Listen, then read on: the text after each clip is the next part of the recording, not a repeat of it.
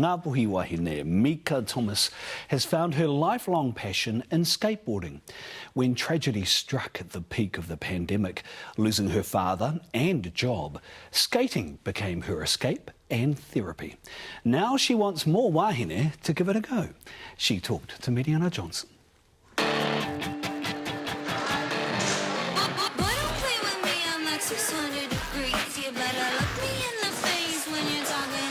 Drop-ins, grinds, fakies, and of course a few bails. These Wāhine skaters are working on landing their latest tricks.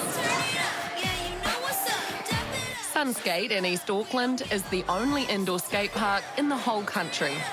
And tonight it's the venue for the second ever Hui Nui, a skate meet organised by Māori Girls Skate. I always wanted it to be something where everybody's invited, but I wanted Māori Wāhine in particular to feel celebrated at these events. Yes, we can kick the music off. Let's go, guys. And maybe that brings me back to only seeing blonde, blue-eyed Barbie dolls when I was a kid, but I wanted to see people that looked like me doing things that make me feel like I could do it too.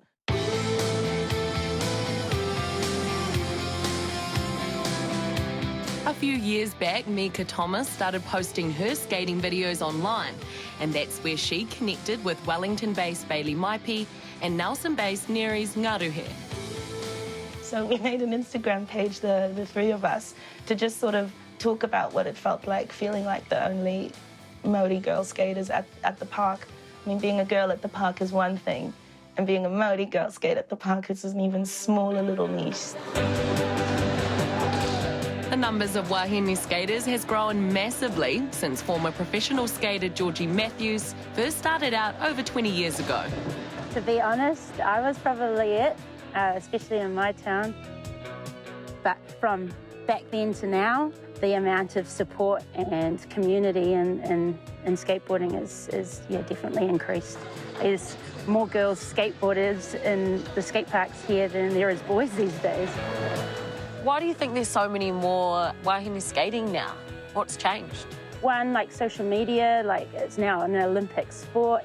It's like publicised a lot more. You've got so many more events. It's a lot bigger. And I think with the girls, you know, we've got a bit more rough, you know, like I think girls are getting the courage to try and take on like an extreme sport. The former world number 9's competition days are behind her now, but she hasn't stopped skating. It's a way of life, I think, for mental health. It helps me whenever I feel anxious or have got a bit of anxiety. You can even just go roll around for a bit, put some music on, or just go skating and listen to the rolling of the wheels. And this is what helped Mika through her darkest days. Her father passed away from diabetes in 2019. And then on top of that, she lost her job because of COVID. A lot of the stress from losing my dad didn't help my state of mind. And then COVID hit, which didn't help anybody's state of mind. And it got so bad to the point where I actually lost all of my hair. All of my hair fell out. I developed alopecia. And skating again sort of got me through that. I realized none of the people I was skating with really give a toss if I've got hair or not. And it slowly started to come back, and it's been a big part of like my therapy and what makes me feel good and happy to be out there again. Oh! Her community of Māori skaters also helped her find her roots in Te Ao Māori. My mother is Dutch, so she comes from Holland. My father's Māori, he comes from Pāho up north. And I actually grew up in Namibia, which is in Southwest Africa. So I lived there until I was 17 years old with my sister and my parents. It was a small town in a little desert right next to the ocean, which is one of the few parts in the world you can see that epic combination of elements. With her father's health declining and few options for education in the small town, her whānau moved back to Aotearoa. But coming home was also confronting. I knew I was Māori. I could recite the fact of what my background was, but I didn't really identify with what that meant. And it wasn't until I did a photo shoot for a friend of mine. She was a travel photographer, and she wanted to photograph some native Māori wāhine. and she wanted me to do a photo with a moku kawai on.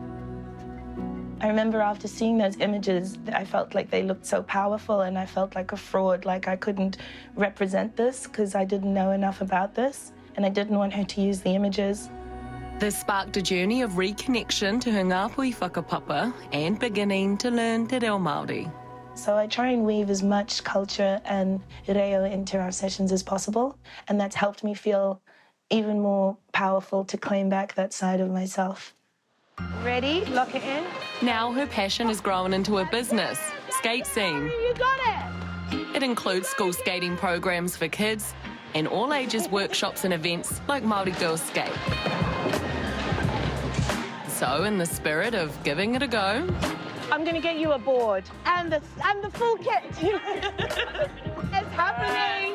It's happening. let's do it. All right, let's do it. So this one goes on here. Your back foot's gonna I'm schooled up on the basics. So jump on. Yeah, there you go. Make sure your toe's not too far in the middle. That's it. That's the spot. All right, let's go. There we go. Yes. Keep your knees bent. You've got it. The newest honorary member of Māori Girls Skate. Mika wants to continue to grow the kaupapa. I want to do more events. I just want to get as much skating out in the community as possible. And any ambitions of doing competitions, Olympics 2024 maybe? I would like to see a Māori girl in the Olympics. Oh, I think it's too late for me, but if there's anything I can do to help get one there, I'll do it. Awesome.